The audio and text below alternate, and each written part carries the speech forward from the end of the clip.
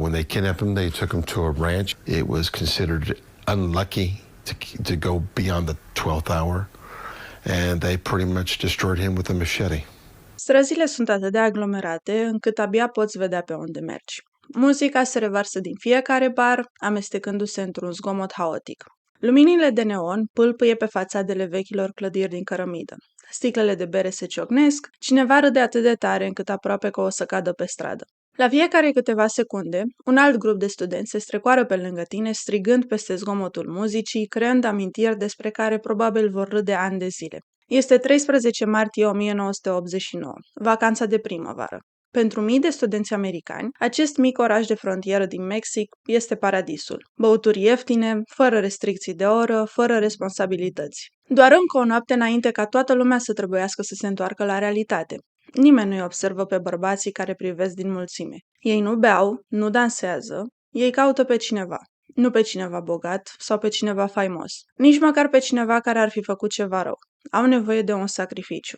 Un tânăr, sănătos, puternic, american. Până la răsăritul soarelui, un student va fi dispărut atât de subit încât nici măcar prietenii lui nu vor ști momentul exact în care nu a mai fost lângă ei. Câteva săptămâni mai târziu, poliția va descoperi o fermă plină de cadavre mutilate, un cazan de fier conținând rămășițe umane, traficanți de droguri convinși că erau protejați de magia neagră și unul dintre cele mai tulburătoare cazuri de crimă de cult pe care America de Nord le-a văzut vreodată.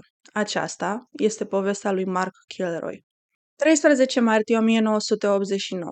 Pentru mii de studenți americani, vacanța de primăvară din South Padre Island era ceva ce așteptau cu nerăbdare tot anul. Plajele erau aglomerate, companiile sponsorizau concerte și concursuri, iar fiecare zi părea o petrecere fără sfârșit. Chiar peste graniță, orașul Matamoros din Mexic devenise o altă destinație populară. Băuturile erau mai ieftine, viața de noapte era mai animată, iar trecerea graniței pentru o seară devenise aproape o tradiție. Printre acei studenți se afla și Mark Kilroy, în vârstă de 21 de ani. Dacă l-ai fi cunoscut pe Mark înainte de acea călătorie, probabil l-ai fi descris ca fiind ultima persoană de la care te-ai fi așteptat să devină victima unei crime violente. A crescut în Santa Fe, Texas, unde era cunoscut ca un student eminent, un sportiv și cineva care dorea sincer să ajute oamenii. După ce a frecventat mai multe universități, s-a transferat la Universitatea din Texas, la Austin, pentru a urma cursurile de pregătire pentru medicină. Obiectivul său era simplu, să devină medic. Călătoria la South Padre Island trebuia să fie o ultimă escapadă înainte de a se întoarce la cursuri. Mark a călătorit împreună cu 3 prieteni apropiați, Bradley Moore, Bill Huddleston și Brent Martin. După ce și-au terminat examenele, au condus aproape 10 ore până pe insulă, ajungând chiar înainte de miezul nopții. Zilele următoare au fost exact așa cum și le-au imaginat, petrecând timp pe plajă, mergând noaptea în cluburi, întâlnindu-se cu alți studenți și sunând acasă pentru a-și liniști părinții că totul este ok. Într-una din acele seri, au decis să treacă granița spre Matamoros.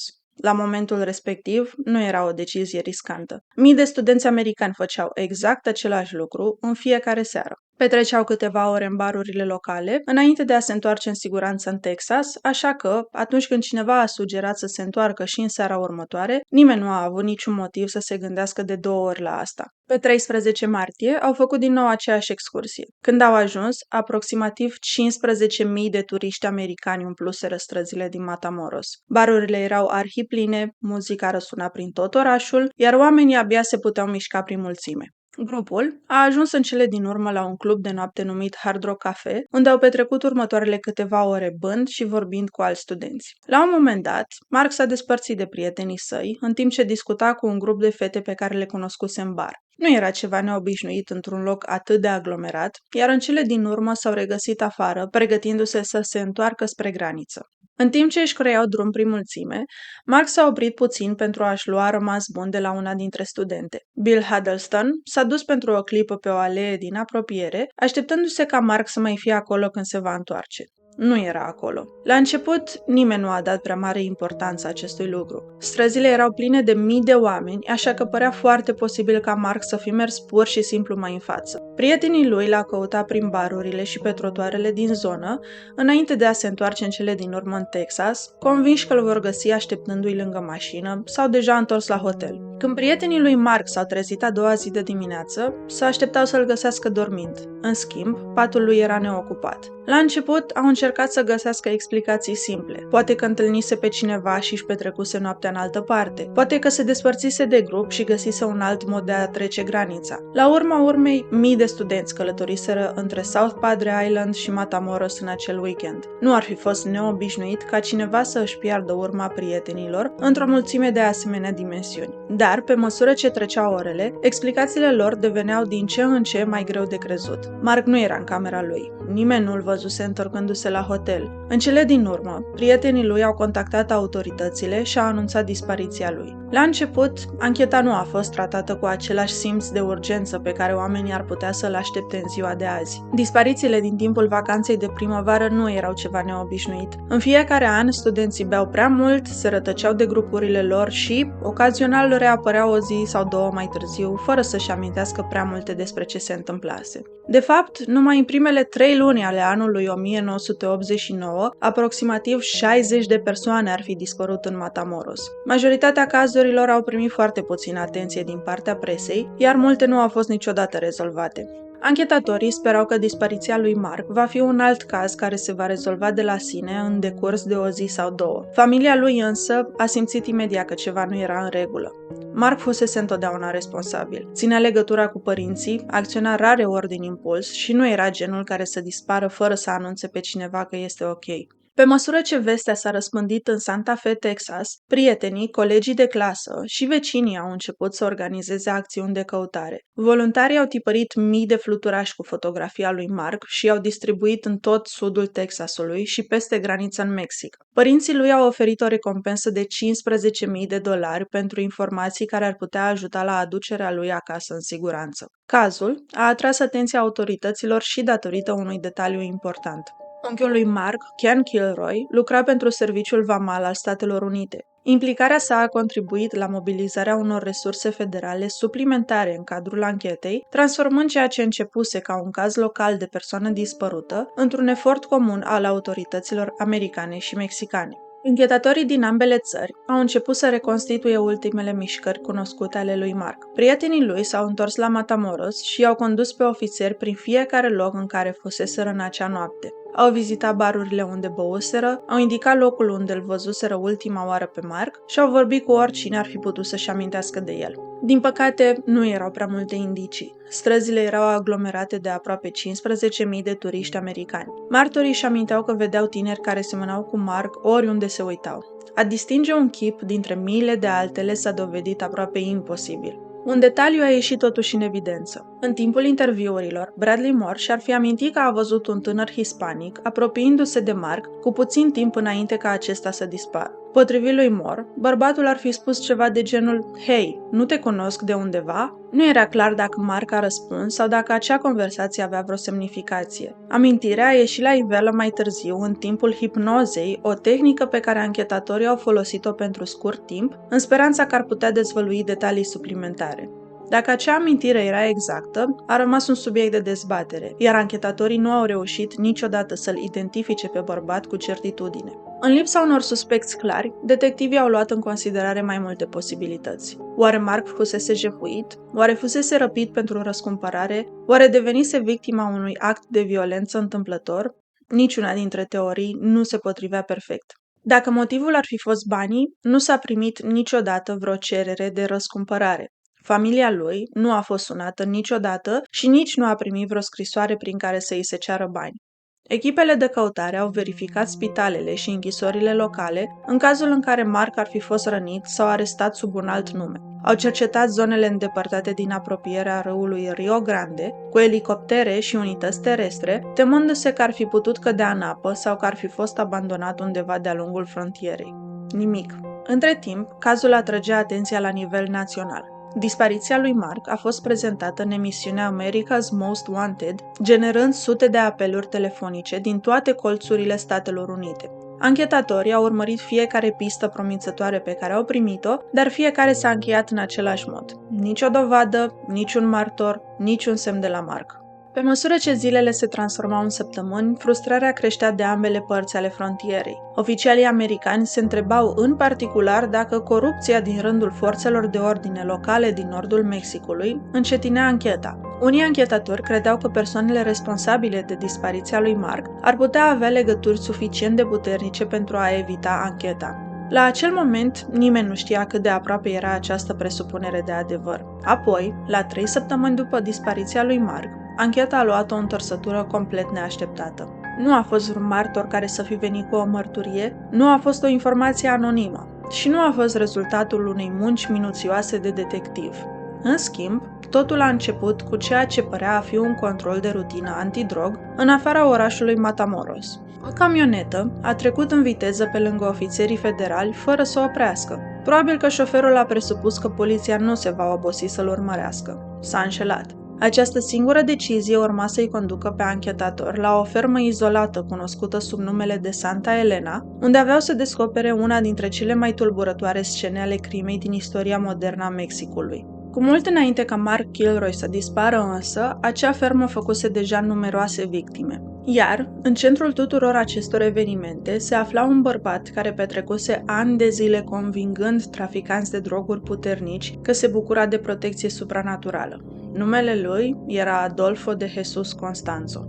În timp ce anchetatorii îl căutau pe Mark Kilroy, nu aveau de unde să știe că erau pe punctul de a descoperi o organizație criminală diferită de orice altceva cu care se confruntaseră până atunci. Nu era doar o rețea de trafic de droguri, nu era doar o anchetă de omucidere. În centrul acestei povești se afla un bărbat care își convinsese adepții că putea prezice viitorul, că îi putea proteja de gloanțe și de anchetele poliției și că le putea garanta succesul prin sacrificii rituale. Până când autoritățile i-au aflat numele, în 1989, Adolfo Constanzo devenise deja o adevărată legendă în anumite cercuri ale lumii interlope din Mexic. Pentru adepții săi, el nu era doar liderul lor, era numit El Padrino, adică nașul. Dar povestea lui a început departe de ferma unde anchetatorii aveau să descopere mai târziu 15 cadavre. Adolfo s-a născut pe 1 noiembrie 1962 în Miami, Florida. Mama sa, Delia Aurora González, avea doar 15 ani când l-a născut. Tatăl său biologic a murit când Adolfo era încă un bebeluș, iar familia s-a mutat în Puerto Rico, unde Delia s-a recăsătorit. După mărturiile celor mai mulți, copilăria lui nu a fost deosebit de remarcabilă. A fost botezat în religia catolică, a fost copil de altar și a participat la activități bisericești, la fel ca mulți copii de vârsta lui. În același timp însă, mama lui l-a inițiat în tradiții spirituale care existau alături de catolicism. În timpul călătoriilor în Haiti, a intrat în contact cu practici religioase afro-caraibiene care aveau să joace mai târziu un rol semnificativ în viața lui. După ce familia s-a întors la Miami la începutul anilor 70, a urmat o altă schimbare majoră. Tatăl său vitreg a murit, iar Delia s-a recăsătorit încă o dată. De data aceasta, se pare că noul ei soț avea legături atât cu traficul de droguri, cât și cu religia cunoscută sub numele de Palo Mayombe.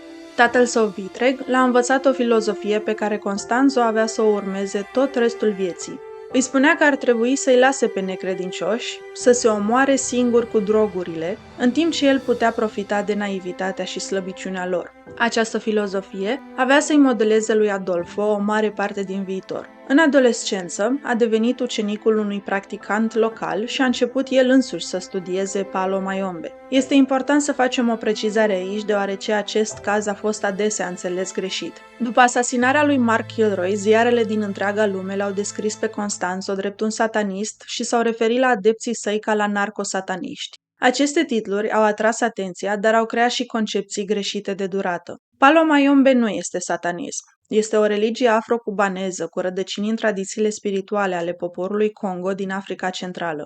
La fel ca multe religii care s-au dezvoltat în Caraibe, aceasta a încorporat ulterior elemente ale catolicismului, după ce africanii ținuți în sclavie au fost obligați să-și practice credințele în secret. Adepții cred într-o zeitate creatoare, dar o mare parte a religiei se concentrează pe cinstirea spiritelor, a strămoșilor și a relației dintre cei vii și cei morți. Unul dintre obiectele sale rituale centrale se numește nganga, un cazan de fier care conține un amestec de obiecte simbolice ce pot include bețe, ierburi, pietre, rămășițe de animale și, în unele tradiții, oase umane obținute din cimitire. Adepții cred că Nganga poate servi drept vas spiritual prin care comunică cu morții.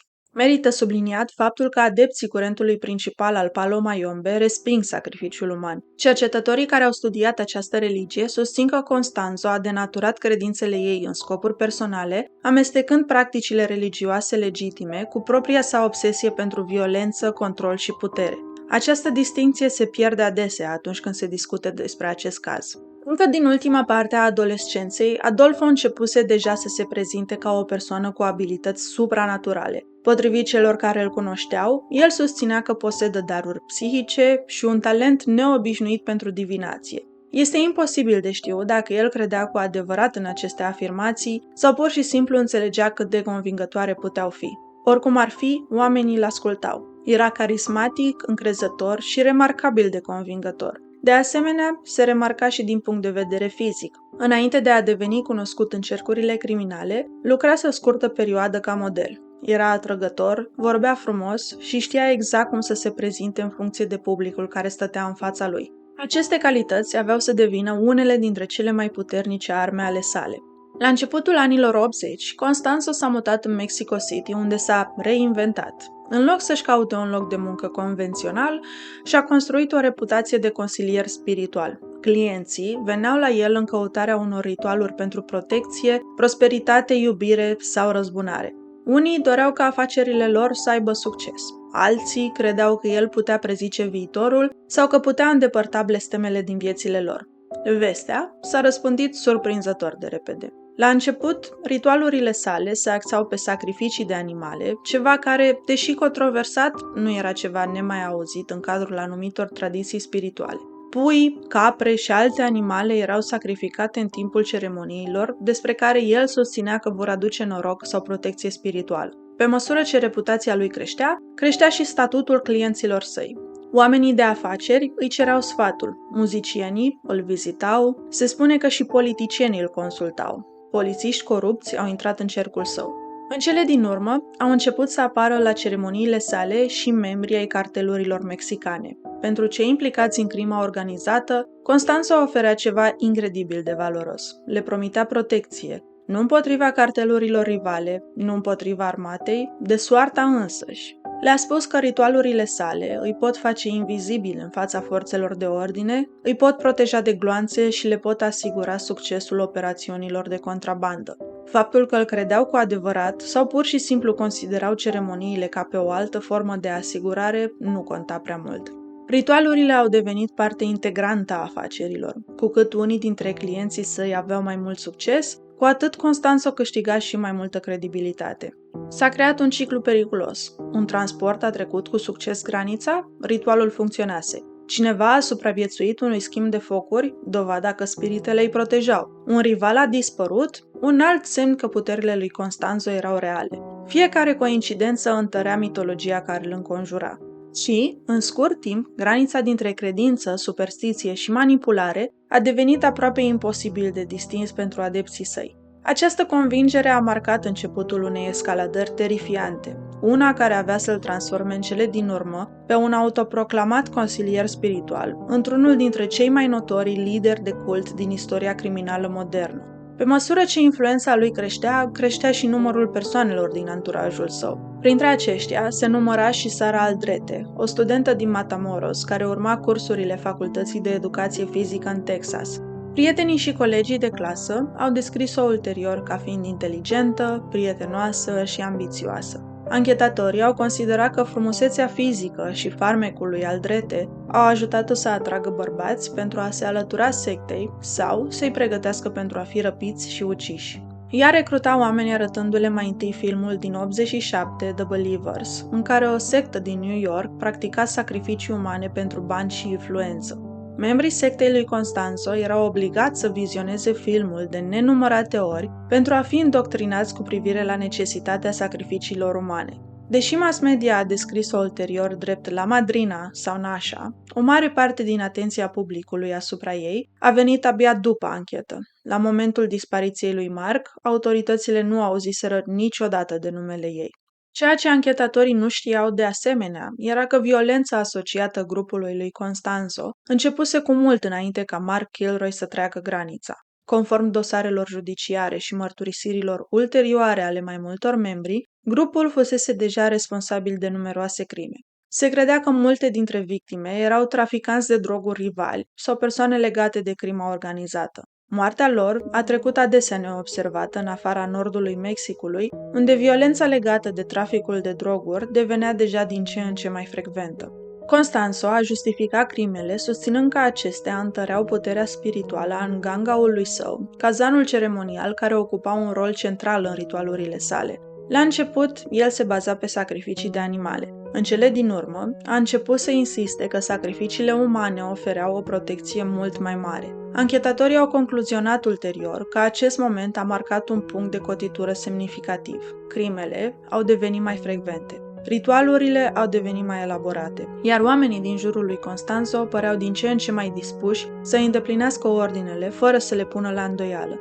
Grupul s-a stabilit în cele din urmă la o proprietate izolată, cunoscută sub numele de Rancho Santa Elena, situată în afara orașului Matamoros. Din exterior, nu era nimic care să atragă atenția. Era o fermă izolată, înconjurată de terenuri deschise, ceea ce o făcea un loc ideal pentru depozitarea drogurilor și evitarea vizitatorilor nedoriți. Potrivit anchetatorilor însă, ferma servea unui alt scop. Acesta a devenit locul principal în care au avut loc multe dintre ritualurile și crimele grupului. De-a lungul timpului, victimele au fost îngropate pe întreaga proprietate. Unii fuseseră împușcați, alții fuseseră mutilați. Mulți dintre ei urmau să rămână neidentificați ani de zile. În ciuda numărului tot mai mare de decese, forțele de ordine nu făcuseră legătura între cazuri. Apoi, undeva la începutul anului 1989, se pare că Constanzo le-a spus mai multor adepți ai săi că spiritele cereau un alt fel de sacrificiu. Nu un alt traficant rival, nu cineva deja implicat în traficul de droguri. Conform mărturiilor ulterioare, el voia un tânăr american. Motivul a fost descris în moduri diferite de-a lungul anilor. Unii membri au susținut că Adolfo credea că un creier american ar fi făcut ritualurile sale mai puternice. Alții au spus că dorea pur și simplu o victimă sănătoasă și educată, despre care credea că i-ar oferi o protecție spirituală mai puternică. Oricare ar fi fost motivația exactă, instrucțiunile erau clare. Următoarea victimă nu a fost aleasă din cauza a ceva ce ar fi făcut. A fost aleasă pentru că se potrivea întâmplător cu o descriere. În noaptea de 13 martie 1989, în timp ce mii de studenți americani umpleau barurile din Matamoros, mai mulți membri ai organizației lui Constanzo se strecurau și ei printre mulțime. Spre deosebire de ceilalți, ei nu se aflau acolo pentru a se distra în vacanța de vară. Căutau pe cineva, nu pe cineva anume, doar pe cineva care corespundea descrierii pe care o primiseră. Fără să-și dea seama, Mark Kilroy devenise deja ținta lor. Conform mărturiilor ulterioare, atunci când Mark s-a îndepărtat de grup, unul dintre asociații lui Constanzo s-a apropiat și a început ceea ce părea a fi o conversație obișnuită. Hei, nu te cunosc de undeva? Nu se știe cu certitudine dacă Mark a răspuns sau nu, dar anchetatorii consideră că acest schimb de replici a fost suficient pentru a-l îndepărta complet de cei din jur. O camionetă a oprit lângă ei. În câteva secunde, doi bărbați l-au forțat pe Mark să urce înăuntru. În mijlocul unei străzi aglomerate, înconjurat de mii de oameni, aproape nimeni nu a observat ce se întâmplase. Pentru oricine s-ar fi uitat întâmplător în acea direcție, s-ar fi putut părea că nu era altceva decât un grup de prieteni care ajutau pe cineva care băuse prea mult. Mark s-a opus. Conform uneia dintre mărturisirile ulterioare, a reușit să scape din camionetă când aceasta a încetinit pentru o clipă. A fugit, dar doar o scurtă distanță. Un alt vehicul, în care se aflau alți membri ai grupului, l-a prins și cu pistolul la cap a fost forțat să urce înăuntru. De data aceasta nu a mai avut nicio șansă de scăpare. În timp ce prietenii lui continuau să-l caute pe străzile din Matamoros, crezând că pur și simplu se pierduseră unul de altul în mulțime, Mark a fost dus cu mașina în afara orașului, spre Rancho Santa Elena. Când a ajuns acolo, a fost încătușat și lăsat să aștepte.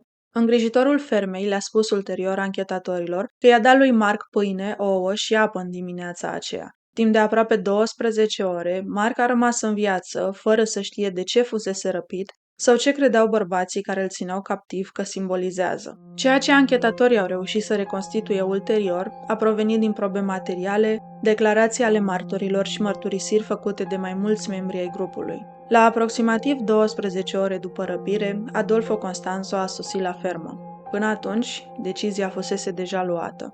Anchetatorii au concluzionat că Constanzo și oamenii săi i-au acoperit fața și gura cu banda adezivă și l-au dus prin câmp către o baracă de depozitare, cu mâinile încă legate la spate. Pe parcursul nopții de 15, Constanzo l-a torturat și l-a sodomizat pe Kilroy. Apoi, a fost dus în câmp, unde Constanzo l-a ucis, tăindu-i ceafa și capul cu o macetă. Creierul i-a fost apoi fiert în nganga. Picioarele lui Kilroy au fost tăiate deasupra genunchilor pentru a facilita îngroparea. Un fir de sârmă a fost introdus în coloana vertebrală, astfel încât, odată ce cadavrul se descompunea, oasele să poată fi scoase cu ușurință din pământ. Unul dintre suspecți avea să explice ulterior că, odată ce recuperau oasele, membrii sectei le purtau drept coliere pentru a se feri de pericol și de răni. Ritualul în sine nu s-a încheiat cu Mark. Anchetatorii aveau să concluzioneze mai târziu că ferma fusese deja folosită în repetate rânduri ca loc de înmormântare. Mormântul lui era doar unul dintre multele împrăștiate pe proprietate. În timp ce toate acestea se petreceau, nimeni din afara fermei nu știa unde se afla Mark. În mod ironic însă, descoperirea decisivă în acest caz nu a avut nicio legătură cu dispariția lui. Totul a început cu o anchetă privind traficul de droguri fără nicio legătură cu acest caz. Pe 1 aprilie 89, ofițerii Poliției Judiciare Federale Mexicane își desfășurau activitatea la un punct de control de rutină, în afara orașului Matamoros, când o camionetă a trecut în viteză pe lângă ei. În loc să-l urmărească imediat pe șofer cu sirenele pornite, ofițerii au decis să-l urmărească discret. Camioneta i-a condus în cele din urmă la Rancho Santa Elena. De la distanță, ofițerii au observat cum șoferul a intrat pe proprietate, înainte de a pleca din nou, aproximativ o jumătate de oră mai târziu. După ce au supravegheat proprietatea pentru o scurtă perioadă, ofițerii au percheziționat ferma și au găsit urme de marihuana alături de obiecte care sugerau că aceasta era folosită pentru mai mult decât simple activități de creștere a animalelor. În acel moment însă nu exista nimic care să lege proprietatea de dispariția lui Mark. În loc să facă imediat arestări, anchetatorii au început să adune mai multe informații despre persoanele care aveau legătură cu ferma. În zilele următoare, a aflat că proprietatea era asociată cu membrii ai familiei Hernandez, care erau deja cunoscuți de autorități datorită legăturilor lor cu traficul de droguri. Pe 9 aprilie, poliția s-a întors la Rancho Santa Elena cu oameni în plus. Mai multe persoane au fost arestate la proprietate, printre care Serafin Hernandez Garcia, Elio Hernandez Rivera, David Serna Valdez, Sergio Martinez Salinas și îngrijitorul fermei Domingo Reyes Bustamante. În timpul interviurilor, anchetatorii i-au separat pe suspecți și i-au interogat individual. Nu a trecut mult timp până când ancheta a luat o întorsătură neașteptată. Potrivit poliției, unul dintre îngrijitorii fermei l-a recunoscut pe Mark Kilroy dintr-o fotografie prezentată de anchetatori. El le-a spus că îl văzuse pe tânărul american în viață la fermă. Această declarație a schimbat imediat direcția anchetei. Nu mai căutau pe cineva care ar fi putut fi încă dispărut. Căutau o victimă a unei crime. Pe măsură ce interogatoriul continua, Serafin Hernandez Garcia a recunoscut în cele din urmă că mai multe persoane fuseseră ucise la Rancho Santa Elena la ordinul lui Adolfo Constanzo. De asemenea, a acceptat să le arate anchetatorilor locul în care fuseseră îngropate cadavrele. Pe 11 aprilie, ofițerii s-au întors la fermă împreună cu suspecții. Acestora li s-a ordonat să sape.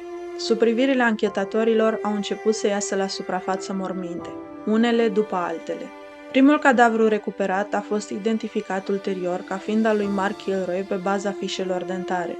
Odată ce cadavrul lui Mark a fost exumat însă, poliția a observat că îi lipseau picioarele. Serafin a explicat că amputările nu făceau parte din ritual, ci fuseseră efectuate pentru a simplifica înmormântarea. Dar săpăturile nu s-au oprit aici. Anchetatorii au continuat să sape, apoi au găsit un alt cadavru, și încă unul, și încă unul. Până la încheierea percheziției, de pe proprietate fuseseră recuperate 15 cadavre. Toate victimele erau bărbați care fuseseră uciși pe parcursul unei perioade de 9 luni. Anchetatorii au concluzionat ulterior că mulți dintre ei erau probabil traficanți de droguri rivali sau persoane legate de crima organizată, care dispăruseră cu câteva luni în urmă. Unele dintre victime au fost identificate în cele din urmă.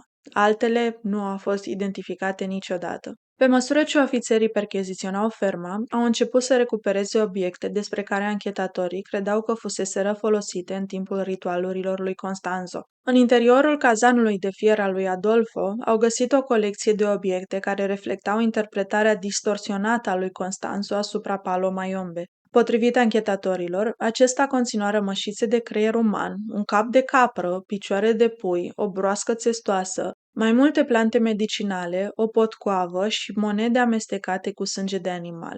Nu au găsit semne de canibalism.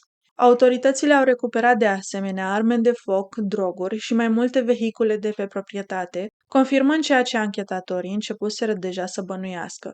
Rancho Santa Elena nu era doar centrul ritualurilor grupului, ci și un loc important pentru activitățile sale de trafic de droguri. Descoperirea a devenit rapid o știre internațională. Pe 12 aprilie, deținuții au fost duși la sediul Poliției Judiciare Federale Mexicane din Matamoros pentru o conferință de presă. Peste 250 de jurnaliști internaționali au sosit la fața locului pentru a face fotografii și a le pune întrebări. În timp ce camerele de filmat se apropiau de suspecți, Hernandez Rivera și-a arătat cicatricele de inițiere de pe umeri, spate, brațe și piept. Erau tăieturi în formă de săgeată, făcute cu o lamă încinsă. Aceste semne erau acordate unor membri selectați ai cultului, care aveau autoritatea de a efectua sacrificii umane.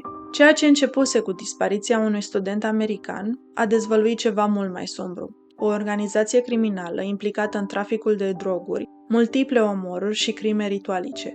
Mărturisirile făcute de mai mulți suspecți au conturat o imagine mai clară a organizației din spatele crimelor. Aceștia l-au identificat pe Adolfo Constanzo ca fiind liderul grupului și le-au furnizat anchetatorilor numele mai multor adepți apropiați ai acestuia. Exista însă o singură problemă. Constanzo dispăruse. Autoritățile consideră că acesta a aflat despre arestări aproape imediat. Înainte ca poliția să ajungă la el părăsise deja Matamoros. În următoarele câteva zile, anchetatorii au lucrat pentru a identifica toate persoanele legate de grup. Au fost executate mandate de percheziție la mai multe proprietăți, s-au colectat probe și au continuat interogatoriile cu cei aflați deja în arest. La 2 săptămâni după ce cadavrele au fost exhumate din Santa Elena, Poliția Federală Mexicană s-a întors la fermă într-o dimineață de vreme pentru a incendia baraca și a așeza o cruce de lemn deasupra cenușii. Se pare că poliția a adus un curandero, un vindecător popular, pentru a purifica baraca înainte de a o incendia. Acesta a intrat în baracă, a rostit câteva rugăciuni, a presărat podeaua cu sare și a încheiat făcând semnul crucii. Polițiștii au stropit apoi baraca cu benzină, înainte de a-i da foc. Guvernul mexican nu a oferit nicio explicație oficială pentru acțiunile sale, dar o sursă apropiată a anchetei a declarat că motivele poliției erau de natură supranaturală. Aceștia au spus că știau că baraca însemna foarte mult pentru Constanzo și că incendierea ei îl va face să-și piardă mințile. L-am lovit acolo unde îl doare, a spus poliția. A doua zi dimineață, se pare că Constanzo și-a ieșit din minți de furie după ce imaginile incendiului au fost difuzate la televiziunea națională. Cazul a beneficiat de o atenție mediatică enormă, atât în Mexic cât și în Statele Unite. Ziarele au publicat fotografii cu Constanzo alături de imagini de la Rancho Santa Elena, iar chipul său a devenit rapid unul dintre cele mai recunoscute din America de Nord. Autoritățile au emis mandate de arestare pe numele său, avertizând că acesta trebuie considerat înarmat și extrem de periculos. Ancheta a scos la iveală de asemenea că Constanzo nu fugise singur. Împreună cu el călătoreau mai mulți membri ai cercului său restrâns, printre care Martin Quintana Roo, Jorge Montes și Alvaro de Leon. Din grup făcea parte și un adept adolescent pe nume Martin Alejandro Pacheco, care devenise un devotat al lui Constanzo în ultimele luni de existență ale cultului. Anchetatorii credeau că grupul se îndreptase spre Mexico City, unde sperau să poată dispărea printre milioane de locuitori. Timp de săptămâni întregi, poliția a urmărit indiciu după indiciu. Unele informații susțineau că Constanzo trecuse granița într-o altă țară. Altele sugerau că se ascundea alături de asociații ai cartelurilor. Fiecare informație credibilă trebuia investigată. Între timp, suspecții arestați la Rancho Santa Elena au continuat să furnizeze anchetatorilor informații suplimentare despre activitățile grupului. Declarațiile lor au ajutat autoritățile să identifice victimele anterioare, să reconstituie structura organizației și să înțeleagă modul în care fuseseră comise crimele. Pe măsură ce ancheta s-a extins, poliția a descoperit proprietăți unde Constanzo avea legături, de unde a recuperat obiecte rituale, documente și alte probe care leagă membrii grupului de aceste crime. Cu toate acestea, Constanzo rămânea de negăsit. Apoi, la începutul lunii mai, anchetatorii au primit un pont care urma să rezolve în sfârșit cazul. Cineva a raportat că a văzut un bărbat care semăna cu Adolfo Constanzo într-un bloc de apartamente de pe strada Rio Sena din Mexico City. Poliția a început imediat supravegherea. În loc să ia cu asalt clădirea, anchetatorii au supravegheat apartamentul timp de câteva zile, în speranța de a confirma dacă Constanzo se afla într-adevăr înăuntru. În cele din urmă au fost convinși. Apartamentul a fost înconjurat, ofițerii s-au pregătit pentru ceea ce se așteptau să fie o arestare dificilă. Înăuntru, Constanzo și restul membrilor grupului său și-au dat seama repede că nu exista nicio cale realistă de a scăpa. Clădirea era înconjurată de polițiști înarmați până în dinți. Toate ieșirile erau blocate. Potrivit anchetatorilor, Constanzo susținuse întotdeauna că spiritele îl vor proteja, că era de neatins. Acum, pentru prima dată, aceste afirmații urmau să fie puse la încercare. Impasul a durat câteva ore. Au avut loc schimburi de focuri între cei dinăuntrul apartamentului și polițiștii de afară. Polițiștii au ripostat, dar au întâmpinat dificultăți în a pătrunde în clădire în condiții de siguranță. Apoi, fără niciun avertisment, focurile de armă au încetat. Polițiștii nu erau siguri de ce se întâmplase. Au intrat cu grijă în apartament. Ceea ce au găsit înăuntru a pus capăt brusc urmăririi. Adolfo Constanzo era mort, la fel și Martin Quintana Roo. La început, polițiștii au crezut că ambii bărbați fuseseră uciși în timpul schimbului de focuri. Ancheta medico-legală a dezvăluit o altă poveste. În urma declarațiilor martorilor și a probelor fizice adunate din apartament, anchetatorii au ajuns la concluzia că Constanzo îi ordonase unuia dintre adepții săi, Alvaro de Leon, să-l împuște în loc să permită capturarea sa în viață. Se pare că îi dăduse același ordin și în privința lui Martin Quintana Roo. Alvaro de Leon a executat ordinul. Când poliția a pătruns în apartament, Constanzo, omul care an la rând îi convinsese pe ceilalți că era protejat de forțe supranaturale, murise nu în mâinile anchetatorilor, ci în urma propriului ordin. Căutarea care durase luni întregi se încheiase, însă ancheta era departe de a se fi terminat. Deși Adolfo Constanzo nu avea să ajungă niciodată în fața unui tribunal, ancheta asupra organizației sale abia începea. În lunile care au urmat descoperirii de la Rancho Santa Elena, procurorii mexicani au început să construiască dosare împotriva membrilor supraviețuitori ai grupării. Anchetatorii au continuat să audieze martori, să strângă probe criminalistice și să identifice victimele ale căror rămășițe fuseseră recuperate de la fermă. Unul dintre cele mai urmărite procese a fost cel al Sarei Aldrete. Procurorii au susținut că aceasta avusese un rol important în organizația lui Constanzo și au acuzat-o că participase la mai multe răpiri și crime. Aldrete a negat că ar fi ucis personal pe cineva și a afirmat ulterior că multe dintre declarațiile atribuite ei fuseseră obținute prin constrângere și tortură în perioada în care se afla în custodia poliției. Aceste acuzații au devenit unul dintre cele mai controversate aspecte ale întregului caz. Mai mulți inculpați au făcut afirmații similare, susținând că fuseseră bătuți sau amenințați pentru a semna mărturisiri. Autoritățile mexicane au negat orice abatere, iar, în ciuda controverselor, instanțele au condamnat în cele din urmă mai mulți membri ai grupării pentru omor, răpire și crimă organizată. De-a lungul anilor, unele condamnări au fost modificate sau reduse în urma apelurilor, în timp ce altele au rămas neschimbate. Procedurile judiciare s-au întins pe parcursul mai multor ani, reflectând complexitatea unui caz cu numeroși inculpați, numeroase victime și infracțiuni comise în jurisdicții diferite. Pentru anchetatorii însă procesele reprezentau doar o parte a poveștii. Mai existau familii care încă așteptau răspunsuri. La Rancho Santa Elena, echipele de medicină legală au continuat să identifice victimele recuperate de pe proprietate. Unele au fost în cele din urmă asociate cu rapoarte de persoane dispărute, multe dintre ele având legături cu traficul de droguri și dispărând cu luni înainte.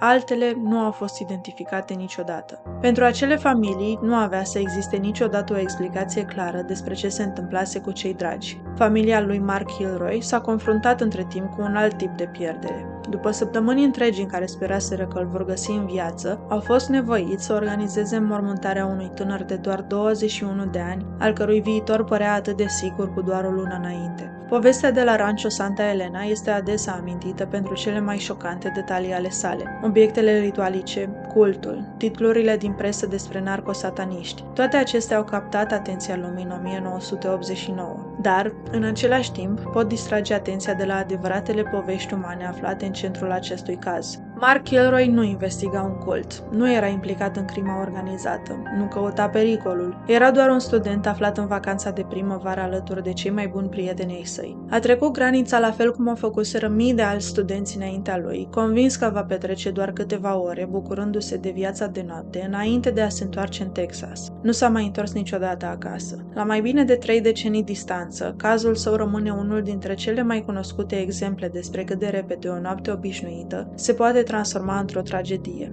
Este, de asemenea, o amintire că în spatele fiecărui titlu de presă, fiecărei anchete și fiecărui proces, există un om a cărui viață a fost întreruptă și o familie care trebuie să trăiască pentru totdeauna cu consecințele. Când oamenii își amintesc astăzi numele lui Mark Kilroy, nu ar trebui să o facă doar pentru felul în care a murit. Ar trebui să și-l amintească și pentru viața pe care o construia înainte ca aceasta să-i fie luată. Și poate că acesta este cel mai important lucru din întreaga poveste. Nu mitologia construită în jurul lui Adolfo Constanzo, nu titlurile senzaționaliste care au urmat, ci oamenii reali ale căror vieți au fost schimbate pentru totdeauna de alegerile unui singur om și ale grupului care l-a urmat. Vă mulțumesc că ați petrecut acest timp alături de mine și că ați ascultat povestea lui Mark. Ne revedem curând cu un nou caz, dar până atunci, dacă v-a plăcut acest episod, nu uitați să vă abonați și să lăsați un comentariu. Eu sunt Kafka, iar noi ne vedem în următorul episod.